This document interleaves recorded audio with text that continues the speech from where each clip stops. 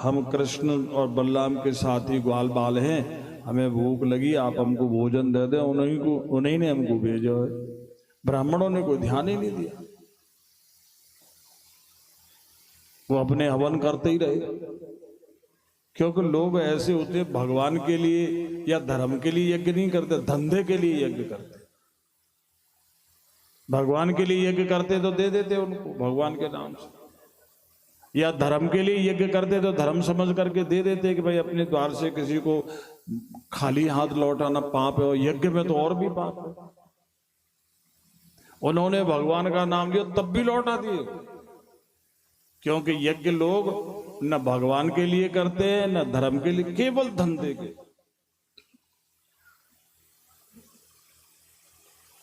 हर बात पे धंधा, हर मतलब में धंधा है भाई। एक नया स्टाइल का धंधा और चल गया है कि बहुत बड़ी कथा हो रही है, बहुत बड़ी यज्ञ हो रही है, 10-20 गांवों में संपर्क करेंगे और 50-60 लाख रुपए, 1-8 करोड़ रुपए धंधा कर लेते।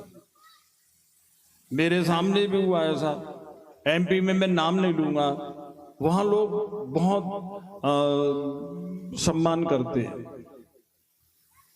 हमारी कथा हुई थी तो वहां दिग्विजय सिंह भी आए थे और सिंधिया भी आए थे, 2 लाख से ज्यादा की भीड़ थी। तो वहां जब देखा कि तो हमारे नाम से कुछ लोगों ने पर्चे बना दिए और धंधा कर लिया 20-22 लाख रुपए का। मेरे पास में किसी आदमी का फोन आया कि वहां बाबा नहीं कहते, बब्बा कहते, बब्बा आप वहां आ रहे हैं? मैंने कहा मैं तो नहीं आ रहा। बोले आपके नाम से तो यहाँ रसीद भाई बन गई है, चंदा भाई बन गई है, लोग इकट्ठा कर रहे हैं धंधा।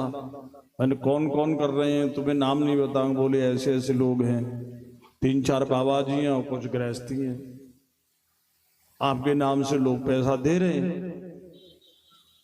मैंने कहा तो गलत है ये, तो वो लोग पैसों को खा गए, यज्ञ तो मुझे ही नहीं पता तो होगा कहां से। ऐसे हमारे आगरा में हुआ, करोड़ों रुपए खा गए। और तुम्हारे क्षेत्र में भी चलना है कि 12 लाख की यज्ञ है, 12 लाख में ब्यास आ रहा है। ब्यास 12 लाख में क्या करेगा भाई? यही तो कथा है, 12 लाख का ब्यास का मतलब क्या है? धंधा। 10-20 लाख ब्यास ले जाएगा, 10-20 लाख ये जो धंधा कर रहे हैं ये खा जाएंगे, और 10-20 उनके पास में जो चिल्लड़ है गांव के एजेंट वो खा जाएंगे। ऐसे लोगों को पैसा कभी मत देना। अगर भागवत में पैसा देना है तो सीधे भागवत हो रही है तो वहां चढ़ा के आओ। यज्ञ में हवन कुंड बने, 1-1 लाख रुपए का हवन कराने वाला। अरे जो आदमी खुद हवन घर पे नहीं करते वो क्या हवन कराएंगे? यज्ञ वो करा सकता है जो रोज हवन पूजा करता हो, और जो कभी घर पे हवन करते ही नहीं वो क्या यज्ञ करेंगे? तो धंधा करेंगे।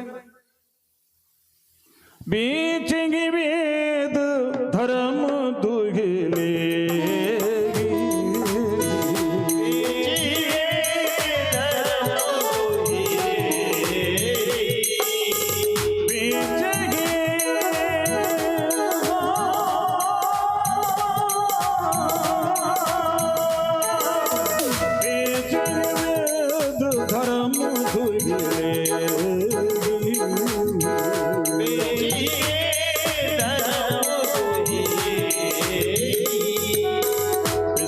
पराए पाप कह देगी,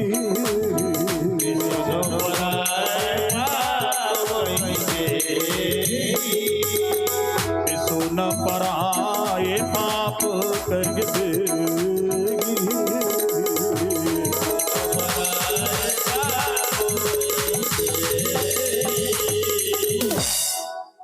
तो ये जो बड़ी यज्ञ के नाम से बड़ा धंधा गए, सबके सब चोटे हैं, सबके सब कुकर्मी हैं। उन्होंने उनको कुछ नहीं दिया, बेचारे लौट आए। भगवान ने कहा अच्छा इनकी घरवालियों के पास जाओ। घरवालियों के पास में वो जो फल बेचने वाली की भगवान ने टोकरी रत्नों से भर दी थी, वो आया करती थी और भगवान की कथा सुनाया करती थी। इसलिए ये ब्राह्मणों की जो पत्नियां थी वो सोचती थी कभी भगवान के सेवकों की में सेवा करने का मौका मिले, कभी भगवान का दर्शन मिले, सोचती थी ऐसा। जब ग्वाल बाल पहुंचे तो उन्होंने भोजन कराया और फिर भगवान का उन्होंने दर्शन भी किया। एक ब्राह्मणी जो बेचारी घर से मौका नहीं मिला, भगवान ने उसको उसके घर पे दर्शन दिया। और इस तरह से फिर ब्राह्मणियों ने भगवान का दर्शन किया।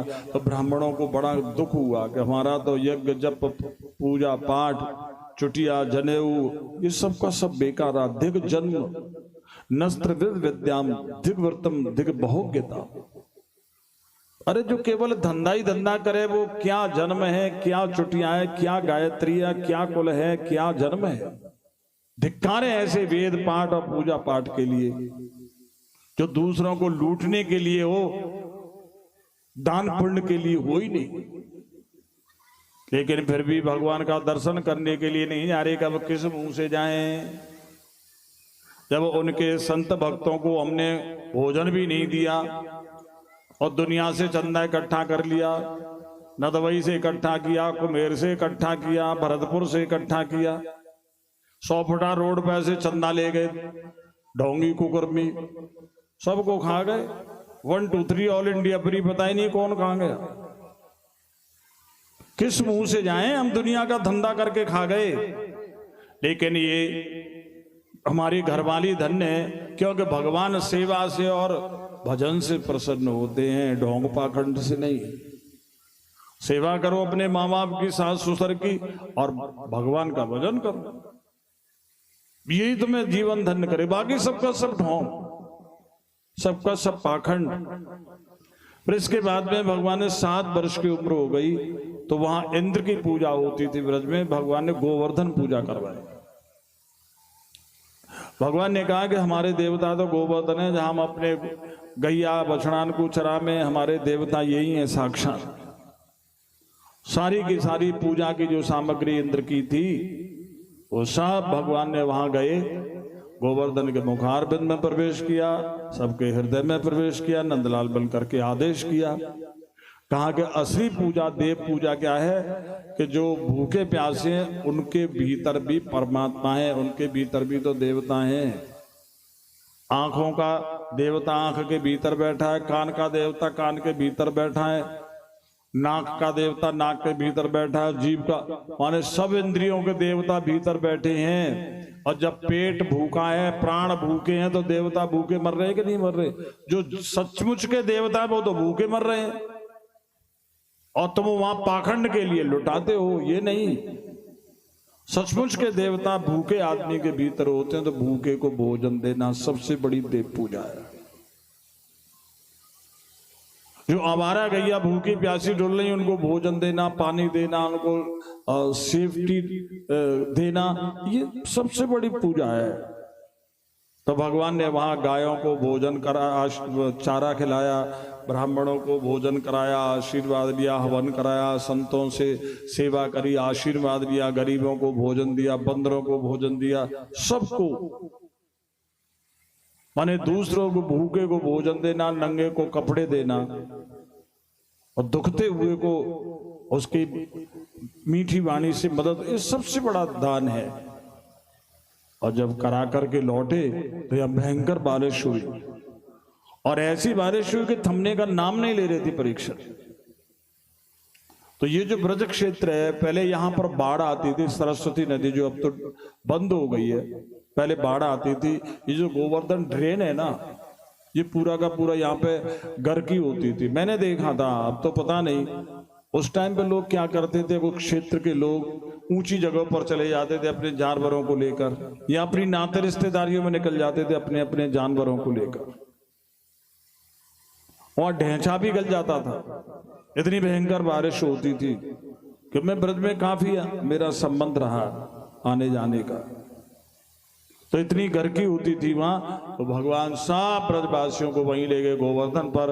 उन्होंने कहा तुमने गोवर्धन महाराज पर सेवा करी, धर्म किया? बोले हाँ, धर्मो रक्षति रक्षता, जो तुमने धर्म किया है वही तुम्हारे आड़े हाथ आएगा, वही तुम्हारी रक्षा करेगा। धर्मति वीरति योग ते ज्ञान,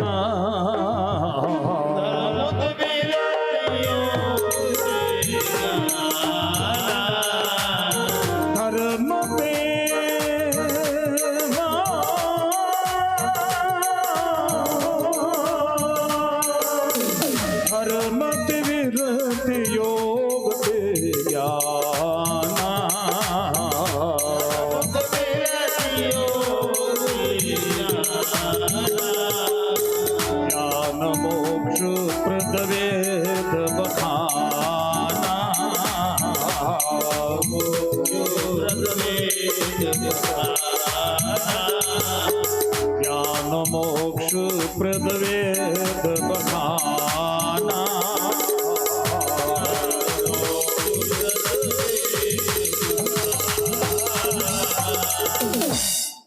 भगवान ने कहा जो तुमने धर्म किया है ना वही तुम्हारे बुरे समय पे रक्षा करेगा।